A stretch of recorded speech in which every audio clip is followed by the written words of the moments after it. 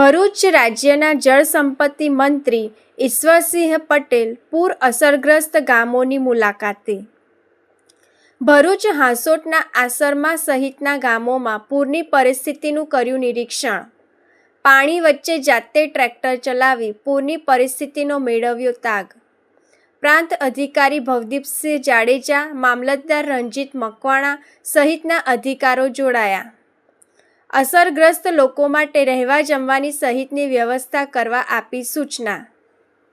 ગઈકાલે વાત કરીએ, ગઈકાલે અંકલેશ્વરની અંદર 6 ઇંચથી પણ વધુ વરસાદ વરસવાને કારણે અને સિઝનનો કુલ 22 ઇંચ જેટલો વરસાદ વરસી રહ્યો છે અને એને લઈને જે કીમ નદી છે એનું ઉદ્ગમ સ્થાન જે છે એ નેત્રંગથી છે અને નેત્રંગ તાલુકો, વાલિયા તાલુકો, માંગોલ તાલુકો અને હાંસોટ તાલુકો આમ મળીને ઉપરવાસમાં જે વરસાદ પડે છે ટોટલી પાણી એ કીમ નદીમાં આવ્યું છે અને આંબલી ડેમ પણ છલકાવાને કારણે ત્યાંના દરવાજા ખોલવાના કારણે આજે કીમમાં પૂરની પરિસ્થિતિ સર્જાય છે। એમાં સરકારી ટીમ પણ એસડીએમ શ્રી, મામલતદાર શ્રી અને ટીડીઓ શ્રી તેમજ પોલીસ ઇન્સ્પેક્ટર પણ આ સ્થળની મુલાકાત લઈને જે લોકો ફસાયા હતા એમને સલામત સ્થળે લાવીને પોતાને પીવાના પાણીથી લઈને જમવાની વ્યવસ્થા પણ સરકાર દ્વારા કરવામાં આવી છે અને સાથે સાથે સ્વૈચ્છિક સંસ્થા દ્વારા પણ કરવામાં આવી રહી છે।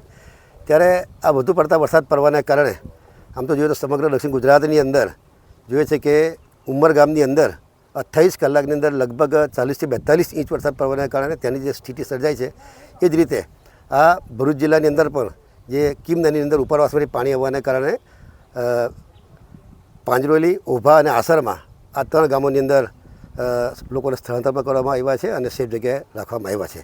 સરકાર પણ આ બાબતે કટિબદ્ધ છે અને અનિશ્ચિત બનાવ ન બને એના માટે આ રસ્તો બંધ કર્યો। ત્યાં પોલીસ દ્વારા લોકોને અવર જવર કરવા માટેનું પણ બંધ કરીને લોકોને સલામત સ્થળે લઈ જવામાં આવ્યા છે।